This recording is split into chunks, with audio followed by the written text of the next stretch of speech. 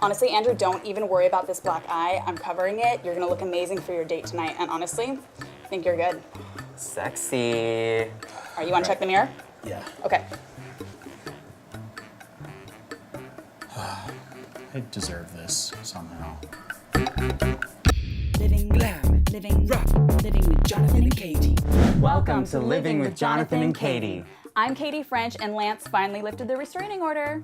I'm Jonathan Rowell, heir to the Joan Baez fortune. And today we're talking about a very hot subject. Drag. Katy, what the hell do you know about drag? Literally everything, hunty.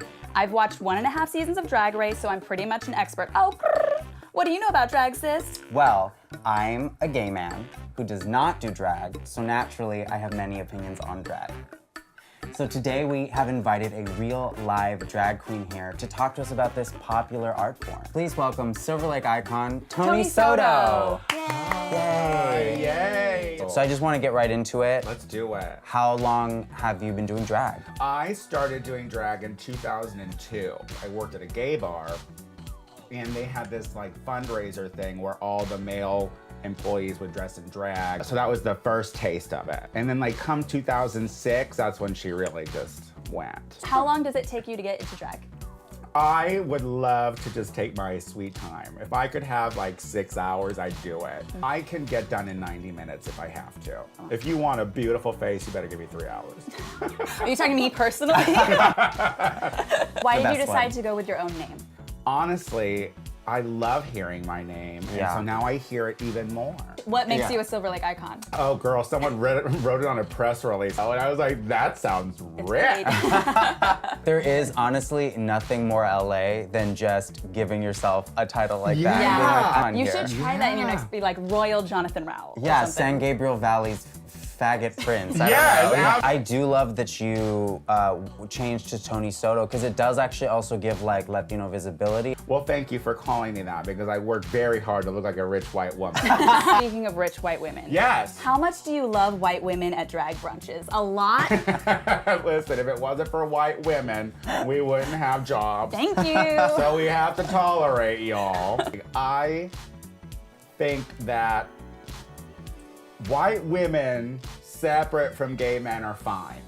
But when they're with their gay Judies, then they are super emboldened. What are you talking about, bitch? You people then I have are to- toxic to my environment. What are your biggest pet peeves about audiences? I will not be groped by people. Straight women obviously drink too much at gay bars, and then they want to be misogynist because men fucking grope them all the time. So they see a drag queen, it's straight for my tits because they're taking out the abuse that you all do on me, a performer.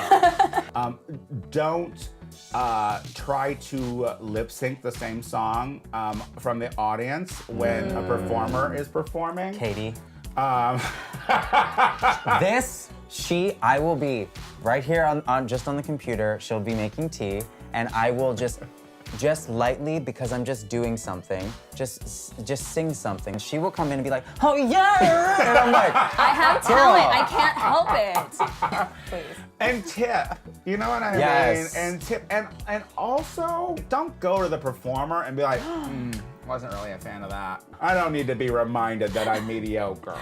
How long does it take for you to get like a lip sync number down?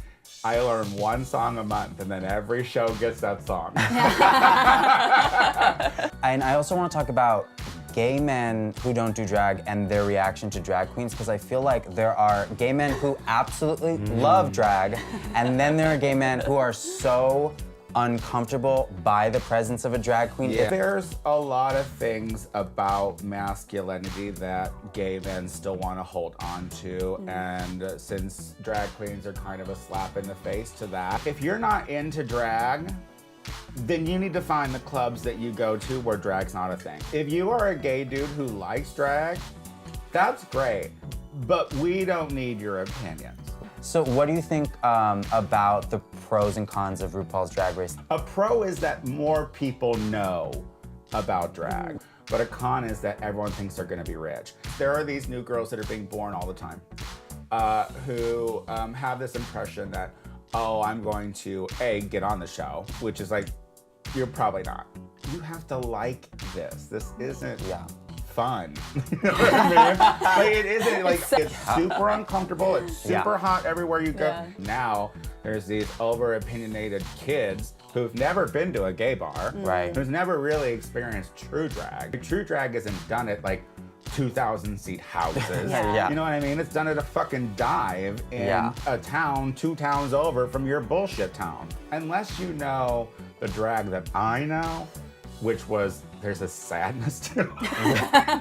Just like our Just stand-up. like stand-up. There's a sadness to it. Because see, the thing is, it's like you can talk to any of these rich, famous RuPaul girls now.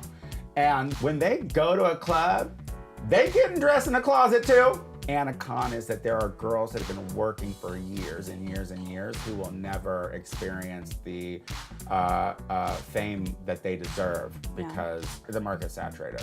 I mean, which is good if you're a white bitch, but most talented people are the POC queens around there. And you know, it's harder for them to get gigs. Kids don't know that side of drag, so therefore I don't care what they have to say about it, because you don't know the struggle. Yeah, but definitely sound off in the comments and share this with your friends. Follow and like. I am personally so in love with going to see drag because as a stand-up, I think it's the only thing harder. Drag queens have to do way more work because we can literally roll out in like a smelly hoodie. But here's the thing, if I was on stage with one spotlight and a mic, I don't think I could do that unless I'm like this. It makes it so much easier. So interesting. You are so funny and quick on mic. Like, is that all improvised? No, I spent my entire life winging it. I feel like if you're really good at something, you can just black out and it just goes. And I kind of feel like that's where I am with my drag. What are some mistakes that you made when you started? First, when you start, you think that anything you get at Walgreens works. It doesn't. Cover girl doesn't cover boy. When I see young queens today, they're doing things completely different. Like, they're coming out way prettier than I did because they're on the damn YouTube. I learned drag watching a bunch of other big dudes put on makeup and trial by air.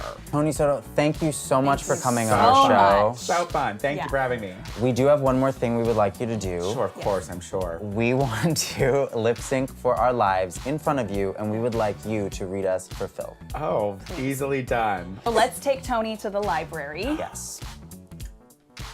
Oh. Yeah, that's it. Oh, this is the library. This is a studio in Las Feliz, so this is our library. Thank you. And prepare to read. Now, Tony, today we're very excited because we're gonna dance to a very special song. It's actually my new single off of my first album, Basic in the Bahamas. So this song is called Upside Down, and I hope you like what we do with it. You surprised me today. A box from Tiffany and a dinner in LA. But last night, what a jerk. 7 texts you didn't see, never called me after work. Boy, I don't know just what to do sometimes. Went to a psychic, tried to read your mind. Look to the skies, I'm asking what to do. Out of you, me and you. Upside down, it never seemed to hit the ground. A little break, spinning round. Straight out of orbit, on speed of sound. We're flying upside down. Tony, what'd you think? Did y'all rehearse? I choose to just sort of move with what my heart says. I worked with a choreographer for 2 weeks up to this You point. did. It was, it happened. Silver It Lake happened. icon Tony Soto loves how we lip sync. Well, It's amazing. that's not what she said. She said that it happened. Okay. Well, we that'll all- be good for the website. Yeah. So if you had to pick a winner, Poppers always wins. I knew it. Yeah. Fine. And if I can give you a quick note, the last thing that anyone wants to see a drag queen do is go down to the floor, because the people in the back wouldn't be able to see you. He told me to do that, so that's really nice. Well, Tony Soto, thank you so Thank you so much. much. Go see him at Learn the Words and all the other things. Follow him on all hope- his social media. I hope this doesn't go straight to DVD. I hope it actually becomes something. Thank you so much. You too. Well, Katie, that was our episode. Yeah, it was. What'd you learn today? I learned just like really important things. I learned that drag is such an important art form. And what did you learn today, Jonathan? I learned that I should be a drag queen. Yeah, you should. You totally should. Be a fucking Thank fierce you. ass bitch. Okay. You're like a single lady, like Okay. all that stuff. Okay. All right. You know? I'm Jonathan Rowell. And I'm Katy, Ingrid, French, and I'm not that fucking innocent. Be a little bit more flamboyant and say girl. Okay. But you should make your eyes really big. You need to grin while also talking slow. You do this a lot with your hands. You go up like that. Yeah, I talk with my hands Yeah. more than with my language. Yeah. Yeah, because I have such thin hair.